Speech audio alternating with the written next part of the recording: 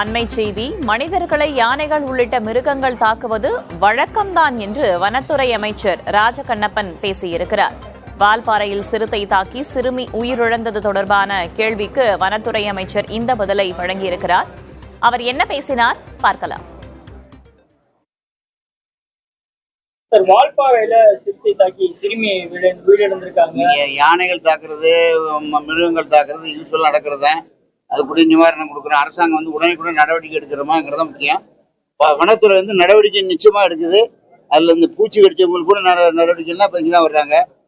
நாய் வீடுல பிடிக்கணும்னா இங்கதான் வர்றாங்க. பூரா வனத்துறை தான் பாக்குது. எல்லா பொதுமக்களுக்கு ஏற்பட இடர்களிலே அன்றாட நடக்கிற நிகழ்வுகள் இதெல்லாம் அரசாங்கம் காரணம் இல்ல.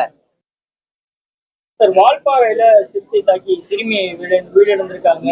யானைகள் தாக்குறது, மிருகங்கள் தாக்குறது யூஸ்வலா நடக்கிறத அதுக்குரிய நிவாரணம் கொடுக்குறோம். அரசாங்கம் உடனே நடவடிக்கை எடுக்கிறோமாங்கிறத முக்கியம்.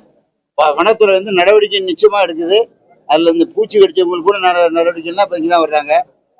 நாய் வீடுல பிடிக்கணும்னா இங்கதான் வர்றாங்க. பூரா வனத்துறை தான் பாக்குது. எல்லா பொதுமக்களுக்கு ஏற்பட இடர்களிலே அன்றாட நடக்கிற நிகழ்வுகள் இதெல்லாம் அரசாங்கம் காரணம் இல்ல.